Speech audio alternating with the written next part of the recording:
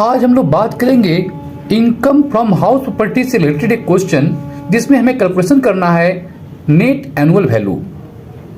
ये waste Bengal board के HS में 2015 के ईयर में क्वेश्चन आया हुआ है। 2015 के पेपर से रिलेटेड क्वेश्चन है। क्वेश्चन में हमें कैलकुलेट करना है net annual value. Net annual value हमें कैलकुलेट करना है। दो हाउसेस दिए हुए हैं, हाउस 1 हाउस 2, दोनों हाउसेस के जो नेट एनुअल वैल्यू है उसे हमें कैलकुलेट करना है। हम लोग जानते हैं कि एट स्टेप 1 हमें ग्रॉस म्युनिसिपल वैल्यू और फेयर रेंट दोनों को कंपेयर करना पड़ता है। तो हमें चाहिए ग्रॉस म्युनिसिपल वैल्यू दोनों हाउसेस का, जबकि क्वेश्चन में नेट म्युनिसिपल वैल्यू दिया हुआ है। तो नेट म्युनिसिपल वैल्यू को हम लोग कैसे कन्वर्ट करेंगे ग्रॉस म्युनिसिपल वैल्यू में। हम लोग जानते हैं कि जो नेट म्युनिसिपल वैल्यू होता है वो एक्चुअली 10% म्युनिसिपल टैक्स काट करके दिखा जाता है, अर्थात जो नेट म्युनिसिपल वैल्यू होता है वो 90% होता है। तो 18,000 जो है वो नेट म्युनिसिपल वैल्यू है हाउस 1 का, वो 90% है। तो 90% 90 को हम लोग डिवाइड कर देंगे 18,000 की, तो 1% आ जाएगा। उसको हम लोग 100 से मल्टीप्लाई कर देंगे तो 100% आ जाएगा। तो इसका वैल्यू हम लोग जब कैलकुलेट करते हैं, सॉल्व करते हैं, तो आएगा 20,000। वो हो गया ग्रॉस म्युनिसिपल वैल्यू। मतलब net municipal value is 90%, gross municipal value is 100%। 18,000 90% है और 100% 20,000 है। सिमिलरली हाउस 2 का भी 36,000 को 90 से डिवाइड करेंगे, 100 से मल्टीप्लाई करेंगे तो आ जाएगा 40,000। ये ग्रॉस म्युनिसिपल वैल्यू होगा हाउस 1 का 20,000, हाउस 2 का 40,000। फेयर एंड क्वेश्चन में दिया हुआ है, आप लोग देख सकते हो क्वेश्चन में दिया हुआ है फेयर एंड का वैल्यू 23,000 हाउस 1 का, 30,000 हाउस 2 का। जब दोनों का कंपेयर करेंगे ग्रॉस म्युनिसिपल वैल्यू और फेयर रेंट, जब तुलना करते हैं तो इसमें देखते हैं 20,000 में हायर कौन है, तो जो हायर है वो 23,000 है। ये हमारा बन जाएगा notional rent. What is notional rent? Notional rent is the higher amount of GMB and FR। Gross municipal value और फेयर रेंट में तुलना करेंगे, कंपेयर करेंगे, जो हायर अमाउंट होगा वही हमारा होता है नोशनल रेंट। तो इसमें 23,000 था, इसमें 40,000 हायर था। क्लियर यहाँ तक? अब हम लोग बात करेंगे स्टैंडर्ड रेंट। स्टैंडर्ड रेंट भी क्वेश्चन में दिया हुआ है। पहला हाउस का 22,000 और सेकेंड हाउस का 43,000 स्टैंडर्ड रेंट क्वेश्चन में दिया हुआ है। SR मतलब स्टैंडर्ड रेंट, जो कि म्युनिसिपैलिटी तय करती है। तो अब इस स्टेप 2 में हम लोग, ये स्टेप 2 है, ऊपर वाला स्टेप 1 था। स्टेप 2 में इन दोनों में जो लोअर होता है, लोअर अमाउंट को हम लोग यहाँ पर हायर, यहाँ पर लोअर अमाउंट को हम लोग लेंगे, वो हो जाएगा हमारा RER। RER मतलब होता है रीजनेबल एक्सपेक्टेड रेंट, RER हो जाएगा।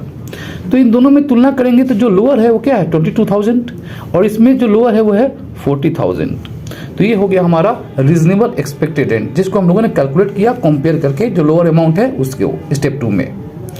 अब रीजनेबल एक्सपेक्टेड रेंट का तुलना करेंगे, कंपेयर करेंगे हम लोग रेंट रिसीव से, एक्चुअली एनुअल रेंट के साथ। तो हम लोग देख सकते हैं क्वेश्चन में दिया हुआ है फर्स्ट हाउस का जो एनुअल रेंट है वो है 25,000, जबकि 36,000 है एनुअल रेंट हाउस 2 का। लेकिन दिया हुआ क्वेश्चन में 27,000। आप लोग देख सकते हो क्वेश्चन में दूसरा हाउस का जो है रेंट रिसीव वो है 27,000, एक्चुअली वो 9 मंथ का है। तो 27,000 9 मंथ का है, लेकिन हमें तो यहाँ पर चाहिए रेंट रिसीव नहीं, एक्चुअली हमें एनुअल रेंट चाहिए। तो एनुअल रेंट कैसे कैलकुलेट करेंगे हम लोग? तो हम लोग जानते हैं पहला हाउस का तो ठीक है 25,000 है, सेकेंड हाउस का 27,000 दिया हुआ है जो कि 9 मंथ का है। तो इसका हम लोग 12 मंथ कैसे करेंगे? तो 27,000 को 9 से डिवाइड कर लेंगे तो 1 मंथ का आ जाएगा। इसको 12 से हम लोग मल्टीप्लाई कर लेंगे तो एनुअल 12 महीने का रेंट आ जाएगा, एनुअल रेंट आ जाएगा, जो होगा 36,000। तो 27,000 नहीं, यहाँ पर 36,000 होगा। अब ये स्टेप 3 है। इस स्टेप 3 में वापस हम लोग दोनों में जो हायर अमाउंट होगा उसको लिखेंगे, वो हो जाएगा हमारा ग्रॉस एनुअल वैल्यू।